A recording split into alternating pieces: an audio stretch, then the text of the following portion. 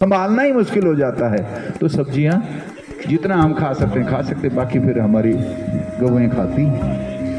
तो ये महाराज श्री दयालदास जी का भाव था और उनकी त्याग, तपस्या और उनकी करुणा को देख करके सब कुछ लोग लुटाने को तैयार हो जाते थे। अपने लिए उन्होंने कोई साई सुख वाला सिस्टम बनाया नहीं तो साधु ऐसे भी होते हैं, लेकिन वो वास्तव में साधु थे, फक्कड़ थे और इस समाज के पिता थे, अभिभावक थे। ऐसे परम तपस्वी, परम वितरागी महान संत ब्रह्मलीन दयालदास जी को विशेष नमन, प्रार्थना, वंदन करते हुए मैं वाणी को विराम देता हूँ। मुझे कहना पड़ेगा अब, क्योंकि आश्रम कैसे चलाना वो सिखा गए हैं राजदास जी को, क्योंकि उनको तो सबको पता ही होता है कि एक दिन तो ये शरीर इधर उधर हो जाने वाला है। तो आश्रम संस्था कभी मिटती नहीं है, उसका संचालन करने वाला भी तो व्यक्ति चाहिए।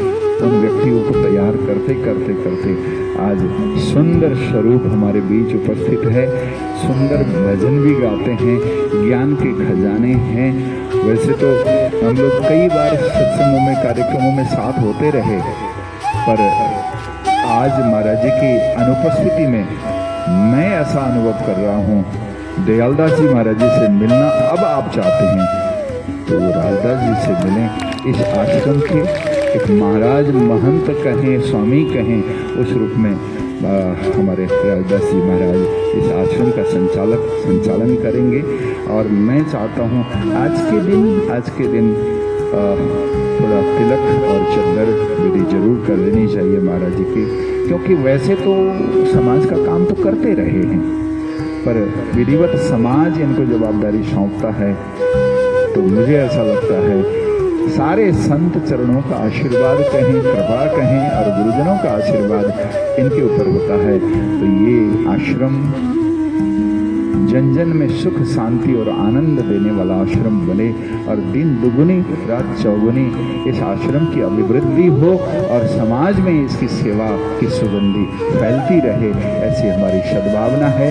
और महाराज जी को विशेष याद करके मैं कुछ दिन पूर्व आया था, राजदास जी से मैंने पूछा तो वो बोलते हैं कि थोड़ा ढीलापन है उनका।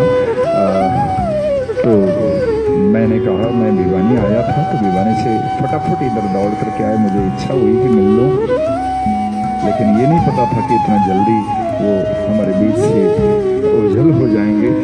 खैर, शरीर का धर्म है, ये छूट जाया करता है, पर मुझे ऐसा लगता है राजदास जी के अंदर ही स्वयं दयालदास जी आकर के विराजमान हो गए हैं। हमारी हार्दिक सद्भावना राजदास जी के साथ में है और समाज में ये आश्रम चौतरफी विकास करे, सुगंधि फैलाने वाला हो। हमारी हार्दिक शुभकामना सद्भावना के साथ में वाणी को विराम देता हूँ। आगे की विधियाँ जैसे भी आप कहेंगे वैसा करेंगे। प्रणाम। बोलो श्री प्राणनाथ प्यारे की।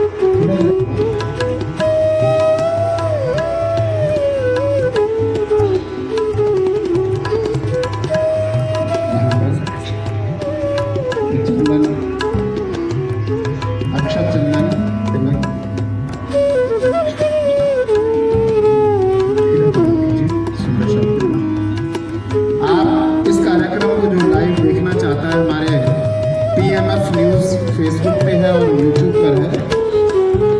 हाँ गुरु जी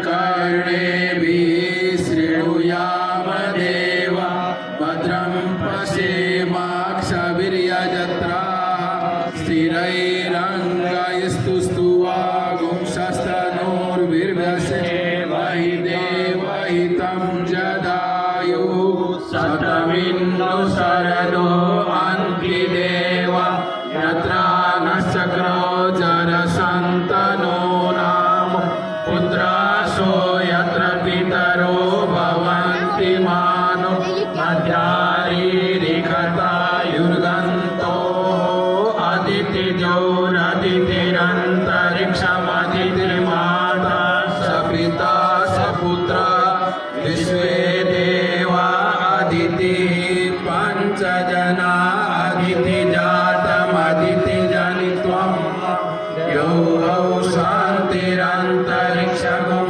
शान्तिरपः शान्तिः उषधयः शान्तिः वनस्पतयः शान्तिर्विश्वे देवाः शान्तिर्ब्रह्म शान्तिः सर्वगं शान्तिः शान्तिरेव शान्तिः सा मा शान्तिरेधि जतो यतः समीहसो ततो नो अभयं कुरु सन्नः कुरु प्रजाभ्यो वयन्नः पशुभ्यः हरिः ॐ सहस्रशीर्षः पुरुषः सहस्राक्षः सहस्रपाद स भूमित्वं सर्वतः स्थित्वा दशं पुरुष एवेदगं यद्भूतं यच्च भाव्यं उतावृतत्वसेवानो यदन्ति नातिरोहति एतावानस्य महिमातो ज्यायाच्च पुरुषः पादोऽस्य विश्वाभूतानि त्रिपादस्य मृतं दिवि त्रिपादोर्ध्वोदयत्पुरुषः पादोऽस्येह भवत् पुनः ततो विश्वं दक्षामत्सासनान्नसनेय ततो विराडजायत विराजो अधिपूरुषः सजातो अचर्च तपसा भूमिमतो पुरा हरिः ॐ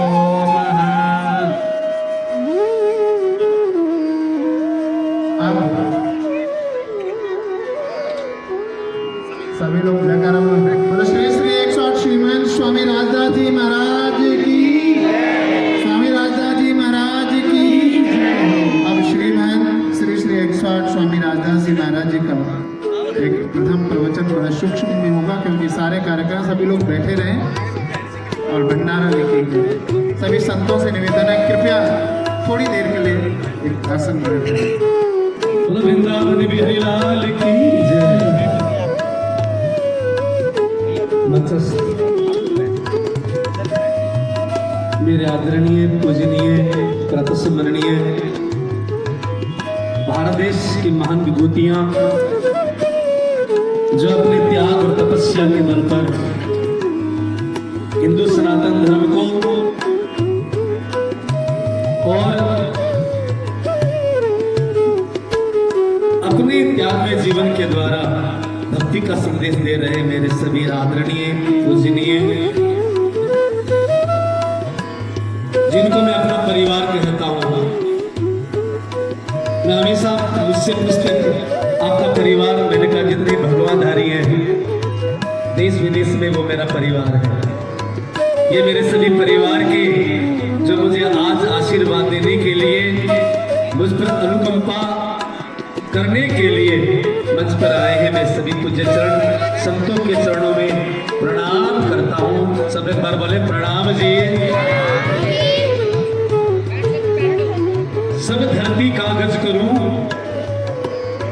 लेखनी सब बन राय, सात समुद्र की मसी करूं तो भी गुरु गुण लिखे न जाए। ब्रह्मलीन हमारे पालक पिता, माता, भ्राता, बहन जो कि एक ही व्यक्ति में समा गया। गुरु, मित्र, शासक, क्या क्या उपमा, क्या क्या महिमा गाएंगे। ऐसे ब्रह्मलीन पूज्य गुरुदेव श्री दयानंद जी महाराज जी के चरणों में मुझे 5 साल से लेकर अब मैं 51 साल का हो गया। 5 साल से लेकर उनके चरणों में मुझे रहने का जो आनंद मिला, जो मुझे प्रेम मिला, जो वात्सल्य मिला, जो मुझे उनके चरणों में रहकर पूरी दुनिया मिली, वो मेरे भगवत स्वरूप। मैं कई बार कहता हूं भगवान को तो देखा नहीं, लेकिन भगवत में जीवन बिताने वाले पूज्य ब्रह्मलीन महाराज जी को मैंने देखा बिल्कुल नजदीक से, और उनके गुणों की महिमा मैं आज यहाँ नहीं गा सकता बिल्कुल भी। बस यही,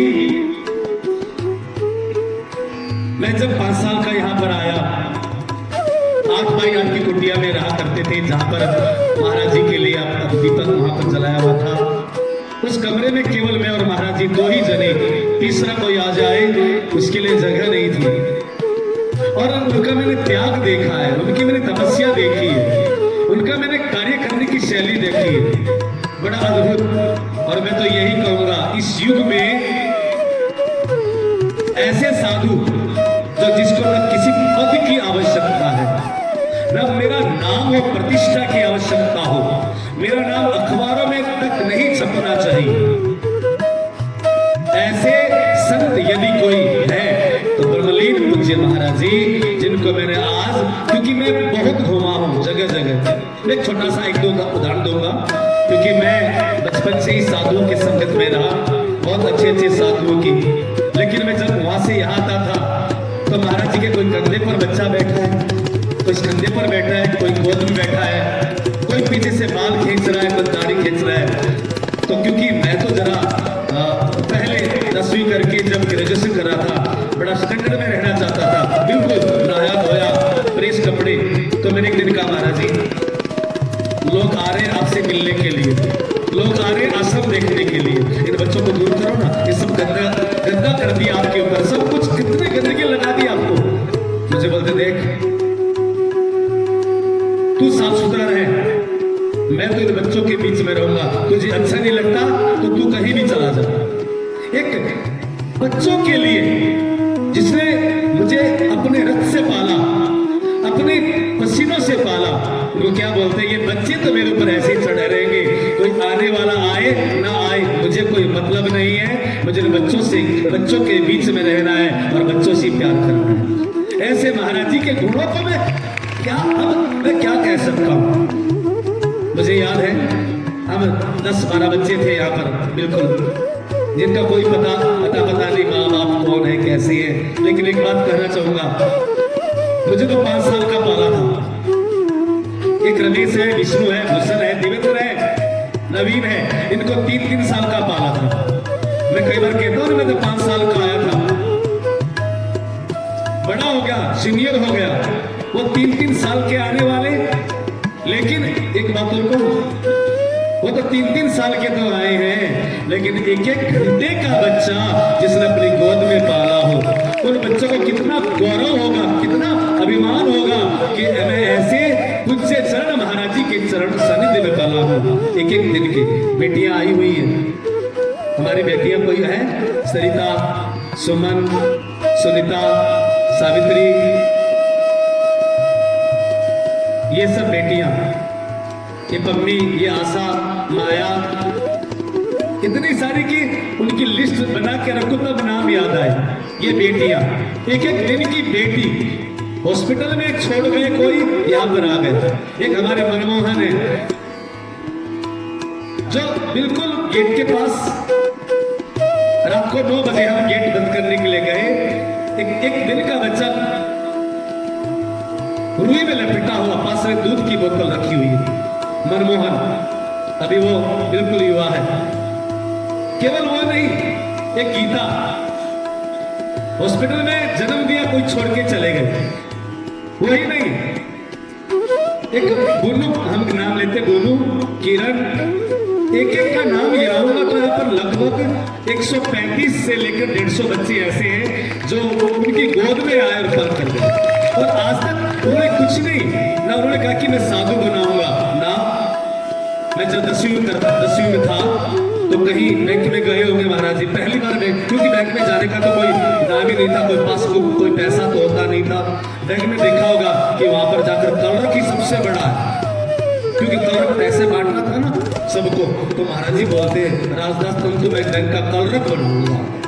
उनको यही था, पहले के लोग पटवारी बनाते थे ना, तो महाराज जी को लगा इसके हाथ में बड़े पैसे हैं, तो क्योंकि बड़ी तंगी थी। और मैं एक बात और याद दिलाऊं, एक बार नहीं मैंने कई बार, मैं छोटा सा था, महाराज जी हिसार जाते थे प्रेमनगर में, तो अग्रवाल परिवार पहले ज्यादा सबके घर में गोंद के लड्डू नहीं बनते थे, अग्रवाल परिवार में बनते थे। तो वहां 2-4 माताओं के पास जाते थे, महाराज जी चाय के साथ गोंद के लड्डू खा लो। तो पता नहीं कब महाराज जी ना खाने का बहाना करके अपनी बड़ी सी जेब होती वहां डाल के राजदास तेरे लिए लेकर आए, खुद न खाकर वो मेरे लिए। कोई माता जी दूध लेकर आती थी, एक इधर सारणों में थी रामबाई, महाराज जी के लिए दूध लेकर आती थी। वो कहा ना माता जी मरण जरूरत को नहीं, इस राजदास ने कहा कितना कमजोर है, क्योंकि जब मैं आया था ना बिल्कुल हड्डियों का ढांचा मात्र था। और मेरे ये राजदास कैसे मोटा हो, कैसे बड़ा हो, इसके लिए कितनी दवाइयां, केवल मेरे लिए नहीं, हमारे बीच में खड़े देखो हरि खड़ा है, पीछे रमेश खड़े हैं, और विष्णु पहलवान कुश्ती का पहलवान है। और उन्होंने सब बच्चों को समाज के मुख्य धारा से जोड़ने का प्रयास किया। उन्होंने ये नहीं कहा कि तू साधु बन, मुझे भी नहीं कहा, लेकिन बस मेरी तो एक सब चोट लग गई गुरुजी सिद्धांत जी महाराज की। मैं ग्रेजुएशन के बाद वकालत करने के लिए हनुमानगढ़ में एडमिशन ले लिया कि मैं वकील बनूंगा। तो शायद दयालदास जी महाराज जी मेरे सामने बहुत कम बोलते थे, मैं भी उनसे नहीं बोलता था। बाकी रमेश है, विष्णु हरि है, खूब मस्ती करते थे। मेरे मन में शुरू से एक गैप था, महाराज जी बहुत कम बोलते थे। मैं ग्रेजुएशन करने तक महाराज जी से बोलने से शर्माता था, डरता था। तो हम जब छोटे छोटे यहाँ पर होते थे, खासदार जी महाराज जी के बाद वो उन्होंने देखा, महाराज जी ने शायद गुरु जी को बोला होगा, क्योंकि मेरा जब वो कलरक बनाना चाहते थे, कभी कुछ बनाना चाहते, तो मैं भी मैंने कहा मैं भी कलरक ही बनूंगा, मैं भी वकील बनूंगा। तो एक दिन गुरु जी ने मुझे पकड़ लिया, इधर बेटा कितने साल का हो गया? मैंने कहा 23-24 साल का हो गया। तो क्या करेगा? मैंने कहा ग्रेजुएशन हो गई है, लॉ में एडमिशन लिया मैंने। तो मुझे पास बुला कर कहा देख ये दयालदास बुढ़ा हो गया, तू सबसे बड़ा है, 10वीं करते ही तुझे मोपेड ला के दी, +2 हो गया तुझे जीप ला कर दी, तेरे पास कोई कमी रही? मैंने कहा ना जी। तो उस दयालदास को छोड़कर वकील बनकर 2 बच्चों का बाप बनेगा, 2 बच्चों का बाप बनेगा ना? मैंने कहा हाँ। तो ये 50 जो बच्चे, इसका बाप कौन बनेगा? बस एक शब्द कहे थे कि दयालदास को तेरे पर ये अपेक्षा है, एक्सपेक्ट कर रहे हैं दयालदास महाराज कि इनके बाद तो आश्रम संभालेगा। लेकिन वो चाव चढ़ेगा, मैं करो सेवा करूं। लेकिन अब मुझे इन संतों के द्वारा जो मुझे चादर उड़ाई गई, मैं कहूं, सच में कहूं, मैं सभी संत चरणों की कसम खाकर कहता हूं, मैं महंत बिल्कुल नहीं बनना चाहता। मेरे आंखों में आंसू इसलिए है कि मैं लायक नहीं हूं महंत बनने की। मैं सेवा, जैसे महाराज जी सेवा करते रहे चरणों में, बच्चों को अपनी गोद में उठाकर, मैं कल ही बोल रहा था कि देखो मैंने सब लड़कों को बुलाया, मस्त बाबा भी थे, सब थे। मैंने कहा देखो अभी भी मेरी इच्छा नहीं है कि मैं यहाँ कुछ बनूं, हाँ कोई संभालेगा वो संभाले, पैसा मैं इकट्ठा करके ला दूंगा, चलाऊंगा मैं, लेकिन यहाँ पर महंत बनने की मेरी, या साधु या स्वामी बनने की, या आश्रम का मालिक बनने की मेरी कोई इच्छा नहीं है। लेकिन मेरे जो भाई है, जो मेरे साथ के मित्र हैं, जो मेरे साथ पढ़े हैं, उन्होंने कहा आप चिंता क्यों करते हो, हम हैं ना सबके सब। तो मुझे इन सब मेरे साथ पढ़े हैं, मेरे साथ रहे, मुझे इनका बहुत साथ मिला है। और इन्हीं बीच में एक और नाम याद करूंगा, जो छोटे छोटे बालक वाले बच्चा, चाहे वो गीता एक दिन की बच्ची रही हो, चाहे भूमि एक दिन की बच्ची रही हो, चाहे किरण एक दिन की बच्ची रही हो, चाहे पिंकी एक दिन की बच्ची रही हो, चाहे और भी लड़के लड़कियां रहे हो, मैं एक बात, चाहे वो एक दिन के बच्चे रहे हो, इनको जिन्होंने पाला, क्योंकि मैं तो कॉलेज में पढ़ता था और पुरुषों से कभी बच्चे पलते नहीं।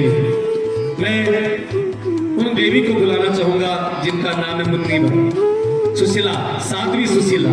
एक बार मैं निवेदन करूंगा कि क्योंकि इस आश्रम को बनाने में, महाराज जी का साथ देने में उनकी सबसे बड़ी भूमिका रही है। साध्वी सुशीला, जिनको प्रेम से आप मुन्नी कहते हैं, ये है मां सबकी, ये सब बच्चों की मां ये है।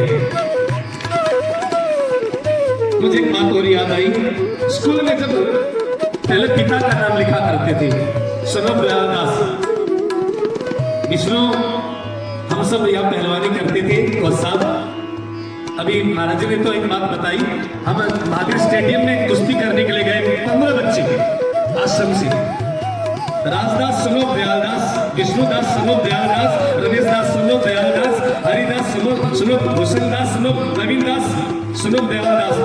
तो किसी ने कहा दयालदास के सारे पहलवान जाम दिए के, इतने सारे पहलवान दयालदास के, लेकिन जैसे पता चला कि अनाथ आश्रम से है तो पूरे शहरवासियों की यहाँ से श्रद्धा जुड़ गई, धारणा जुड़ गई। मैं बस यही कहूँगा कि कभी वो भी जमाना था, मैं संत चरणों से कहूँगा, कभी वो भी जमाना था, हम स्कूल से आते थे 4 बजे शाम को, 9 बजे क्लास लगती थी, 4 बजे छुट्टियां होती थी, यहाँ आते थे हम 20 बच्चे, महाराज जी अकेले खाना बनाने वाले, कपड़े धोने वाले। और कभी कभी तो जब महाराज जी कभी कभी अस्वस्थ होते थे तो देवा को याद है, देवेंद्र को याद है, महाराज जी अस्वस्थ होते थे, खाना नहीं बनता था, हम चूहों के बिल में रोटियां ढूंढा करते,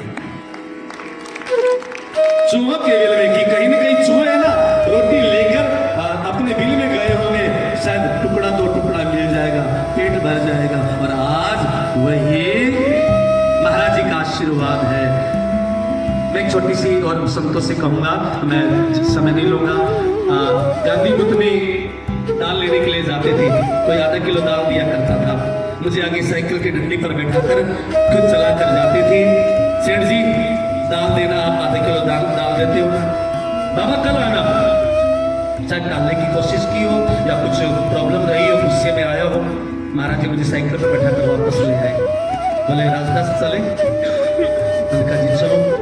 डंडा बिठाने तक बहुत लड़ता बहुत था, इधर उधर वो तो पीटते थे, मारते थे, हिला रहा है साइकिल को, गिराएगा क्या, सारी बात बताना चाहिए। अच्छे के साथ साथ जो गुस्सा था वही बताऊंगा मैं। तो हिलने भी नहीं देते थे। फिर दूसरे दिन गए, सेठ जी वो दाल लेने आए थे, खाने बाद कल आना। तीसरे दिन फिर चले गए, बिल्कुल चेहरे पर स्किन नहीं कि आधा किलो दाल के लिए मैं 10 किलोमीटर साइकिल चला के, और मुझे 2 बार मना कर दिया, मैं तीसरी बार क्यों जाऊं। तीसरे दिन फिर गए, आधा घंटा खड़ा होने के बाद सेठ जी दाल, उसने वो जो पैकेट होते ना आधे किलो के, ऐसे मुझे मेरी आंखों में, मैं शायद उसमें 9वीं में पढ़ता था, मैंने उसी समय एक प्रण किया कि महाराज जी आपको इतनी तकलीफ आनी पड़ रही है, आपको आधे किलो दाल के लिए 10 किलोमीटर साइकिल चलाकर मुझे आके बैठाकर आपको यूं ले जाना पड़ रहा है, आपको ये दुकानदार इतने बुरे तरीके से आपको फेंक कर डाल दिया। मैं जब योग्य हो जाऊंगा, मैं जब इस योग्य हो जाऊंगा तो महाराज जी मैं मांगूंगा नहीं, बल्कि जो जरूरतमंद होंगे मैं उनको दिया करूंगा, आपके आशीर्वाद से मैं देता रहूंगा।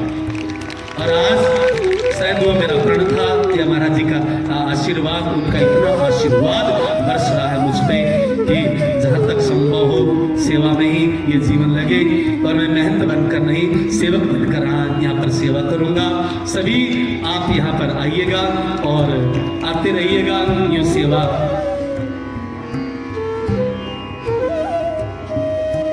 हाँ, दुर्गादास पेट्रोल पंप वालों ने एक बच्चा गोद मांगा था यहाँ पर, और मुझे ध्यान है उस समय 10 लाख रुपए बहुत होते थे। उसने कहा मैं महाराज जी आपको 10 लाख का चंदा दूंगा, मुझे एक बच्चा दे दो। महाराज जी कहते देख इस सड़क से इधर कोई आ गया वो मेरा है, वो मेरा जिगर का टुकड़ा है, वो किसी कोई अनाथ नहीं है, वो मेरा जिगर का टुकड़ा है, उसको कभी भी नहीं दूंगा। ये उषा बहन ने मुझे याद दिलाया। उस समय बहुत पुरानी बात, हम छोटे छोटे बच्चे थे। तो मैं सभी का धन्यवाद करूंगा। सबसे पहले मैं सभी मुझे संतों का कि आपने आज वास्तव में मुझे निहाल कर दिया। इतने सारे साधुओं का आशीर्वाद, इतने सारे संतों ने इस मंच की शोभा बढ़ाई। मैं सभी संतों के पूज्य चरण में दंडवत प्रणाम करता हुआ आपका किन मुख से मैं आभार व्यक्त करूं, धन्यवाद भी नहीं कर सकता। एक दिल में जो उद्गार है वो एक आंसुओं के जरिए आंखों से बाहर निकल जाता है, वो मैं आपको अश्रु बिंदु आपको आपके चरणों में समर्पित